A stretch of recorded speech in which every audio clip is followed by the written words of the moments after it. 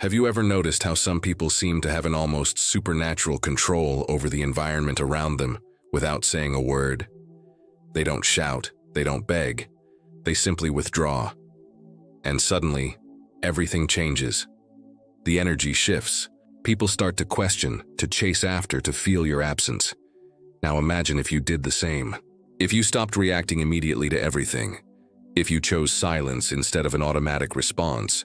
Retreat instead of explosion. What do you think would happen? That's where the point lies. When you stop being always available, emotionally, physically, psychologically, the world around you might go into a mild crisis. Why?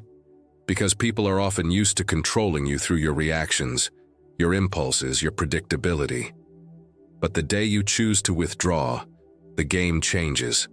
And those who thought they knew you might realize they knew absolutely nothing about you. We've been taught to always be present, to respond quickly, to please, to say yes, even when we desperately want to say no. Since childhood, many of us have been conditioned to believe that our worth lies in how available we are to others. But here's a truth that perhaps no one has told you with this clarity. This excessive availability is not a virtue. It is a prison. As long as you continue to think you need to be accessible all the time, emotionally or otherwise, you will be manipulated, drained, and likely forgotten as soon as you are no longer useful. Do you know why? Because being always available makes you seem predictable, and anything predictable can become a tool. People start to use you as an emotional emergency button. They press it when they want attention, relief, validation, and then they put you back on the shelf. You might not realize this because you're trapped in the illusion that being present for everyone will make someone truly present for you. But it rarely works that way. Carl Jung spoke about the persona, the mask we wear to be accepted, loved, and recognized. And it is exactly this mask that often keeps you overly available. You say it's okay when you're suffocating. You respond to messages immediately even when you're exhausted. You explain yourself, justify yourself, defend yourself as if you owe something to the world. But the truth is, the more you place yourself at the center of others' stage, the more you disappear from your own. Being available all the time is a subtle form of self-abandonment. It's a disguised way of seeking approval, avoiding rejection, trying to control the image others have of you. But this control comes at a price. Your peace. Your vital energy being distributed as if it were infinite, when in fact, it is limited. Very limited.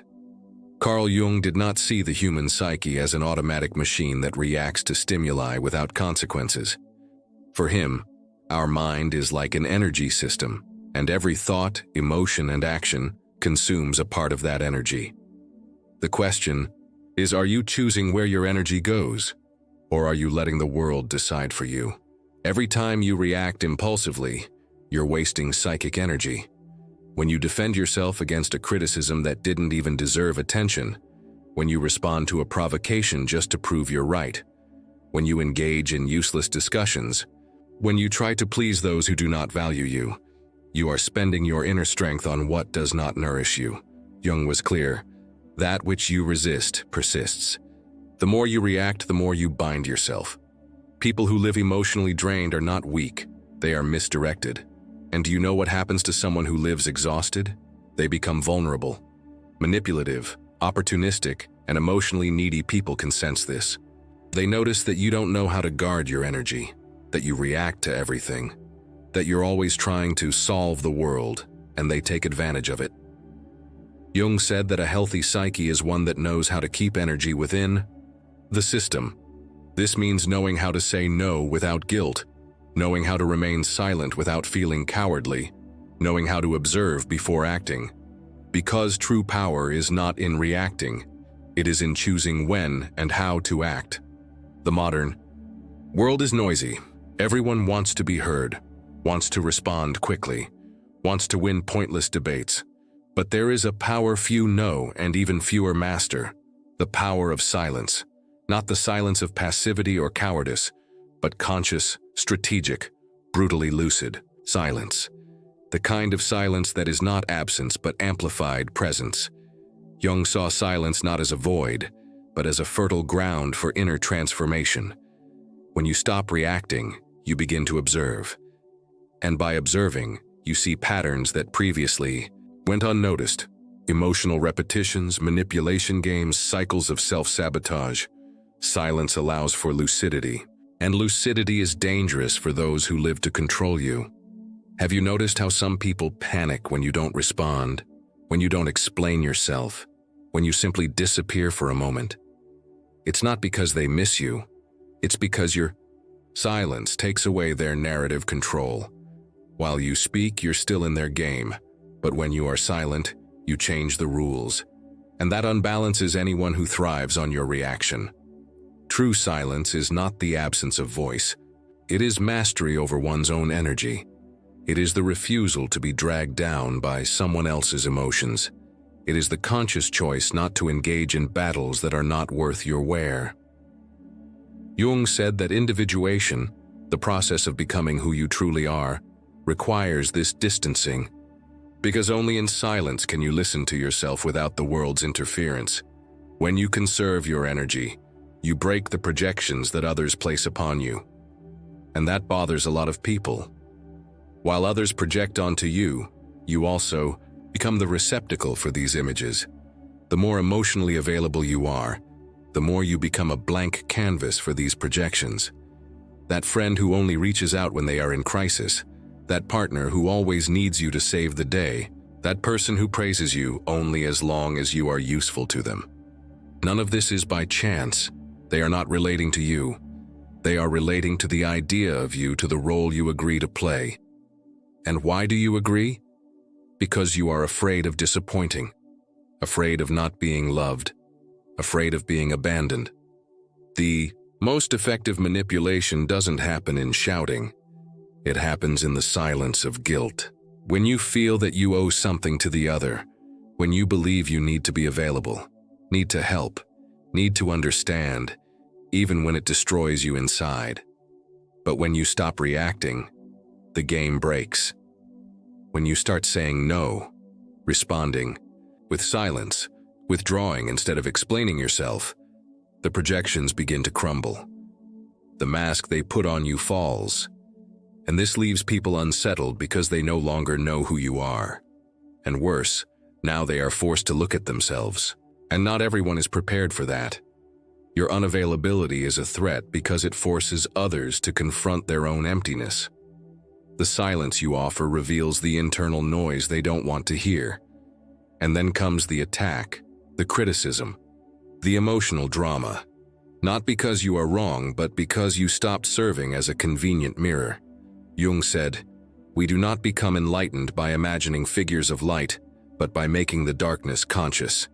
When you withdraw, when you stop feeding the cycle, the other's shadow begins to emerge. And this is unbearable for those who have always used you as an escape. The loneliness of the strong is the path to true freedom. When you stop being available, to everyone something profound begins to happen. First comes the silence, an uncomfortable silence that seems to scream inside you. You wonder if you did the right thing, if you're being too harsh, if you're losing people who liked you. But gradually this silence transforms. It begins to cleanse, to calm, to heal.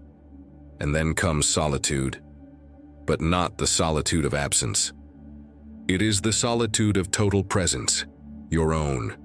The solitude of the strong, the solitude of one who no longer betrays themselves to keep others close.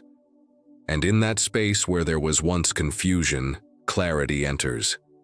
Where there was once anxiety, peace enters. Where there was once neediness, a new kind of strength enters, the strength of being whole within yourself. Jung said that the process of individuation requires you to distance yourself from the collective, that you disidentify from the mask, that you walk alone for a while. And that is exactly what you are doing when you decide to become unavailable. You are not fleeing the world, you are returning to yourself. It is at this point that you stop being a reactor and become a creator. You cease to be shaped by circumstances and begin to shape your reality from within. The people who feel uncomfortable with your absence, They reveal that they never truly wanted you. They wanted the role you played. And now that you no longer fit, they don't know what to do with you.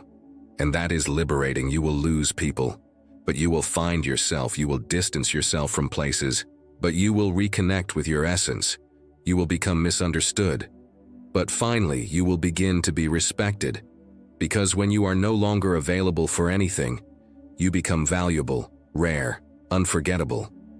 This is a rebirth, a new beginning, the start of a life where you are no longer available for emotional crumbs, for mind games, for voids disguised as affection. Now you only accept what resonates with your peace, with your truth, with your wholeness. What's one small step you'll take today to become less available and more true to yourself? Share your thoughts in the comments below.